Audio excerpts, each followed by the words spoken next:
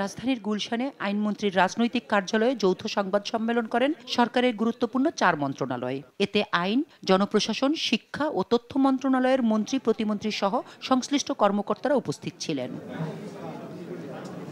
শুরুতেই কোটা আন্দোলন নিয়ে ঘটে যাওয়া অপ্রীতিকর পরিস্থিতি নিয়ে কথা বলেন আইনমন্ত্রী।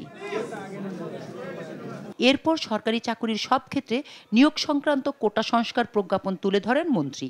এতে 90% মেধাভিত্তিক নিয়োগ, 5% মুক্তিযোদ্ধা, শহীদ মুক্তিযোদ্ধা ও বীরাঙ্গনার সন্তান, 1% ক্ষুদ্র নৃগোষ্ঠী এবং 1% বিশেষ চাহিদা সম্পন্ন ও তৃতীয় লিঙ্গের জন্য কোটা রেখে সরকারের জারি করা পরিপত্র তুলে ধরেন। এটা শুধু কোটা বিরোধী আন্দোলনকারীদের কোটা সংস্কারের আন্দোলনে ছিল না। বিএনপি, জামাত, ইসলামিক ছাত্র শিবির এবং ছাত্র দলের তারা জঙ্গি হয়ে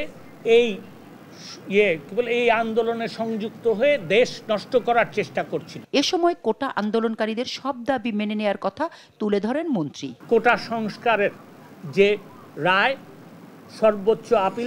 সর্বোচ্চ আদালত আপিল বিভাগ দিয়েছে তা কিন্তু প্রতিপালন করেছি। বিচার বিভাগীয় তদন্তের জন্য একটা কমিটি করে দিয়েছি, তিনি কাজ করা শুরু করেছেন। সাধারণ ছাত্রছাত্রী যারা আহত হয়েছেন তাদের চিকিৎসার ব্যাপারে সরকার দেখভাল করবে।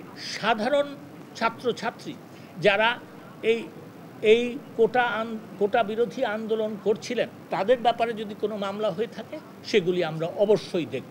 শিক্ষার পরিবেশ ফিরিয়ে আনা এবং সকল ছাত্রছাত্রীদের সুরক্ষা ও নিরাপত্তার পরিবেশ সরকার তৈরি করবে। আন্দোলনকারীদের সব দাবি মেনে নেয়ার পরেও কোনো পক্ষ পরিস্থিতি অবনতির চেষ্টা করলে কঠোর হাতে দমনের হুঁশিয়ারি উচ্চারণ করেন আইনমন্ত্রী। সমস্যা যেহেতু সমাধান করে দিয়েছি, বিশ্বাস যে নতুন করে কোনো আরও সমস্যা তৈরি করা হবে না, এই পরিস্থিতির অবনতি হবে না। যদি অবনতি ঘটানোর চেষ্টা কোনো অপশক্তি করে সেটার ব্যাপারে আমরা কঠোর ব্যবস্থা নেব। আর তথ্য প্রতিমন্ত্রী জানান, কোটা আন্দোলনে হতাহতের ঘটনা ছিল পরিকল্পিত। আক্রান্ত হয়ে প্রতিহতের চেষ্টা করেছে আইন শৃঙ্খলা রক্ষাকারী বাহিনী। সরকারের প্রতিষ্ঠানগুলো আক্রান্ত ছিল, বিটিভি আক্রান্ত ছিল, সেতু ভবন আক্রান্ত ছিল, ডেটা সেন্টার আক্রান্ত ছিল। আমি বিটিভি থেকে ফোন পাচ্ছি, তারা কাঁদছে, তারা জীবন বিপন্ন, স্যার বাঁচান, আমাদেরকে পুলিশ পাঠাতে হয়েছে, পুলিশকে আক্রমণ করেছে। আক্রান্ত যখন আপনি হবেন তখন আপনার আত্মরক্ষার্থে ফাইট ব্যাক করতে হয়। আক্রমণকারীদেরকে আমরা ফাইট ব্যাক করার ফলে সংঘর্ষ তৈরি হয়েছে, সেই সংঘর্ষে হতাহতের ঘটনা ঘটেছে। কাজে আমরা বলতে চাই যে হতাহতের ঘটনা ঘটেছে তার জন্য আক্রমণকারীরা দায়ী। শামীমা আক্তার, দেশ টিভি, ঢাকা।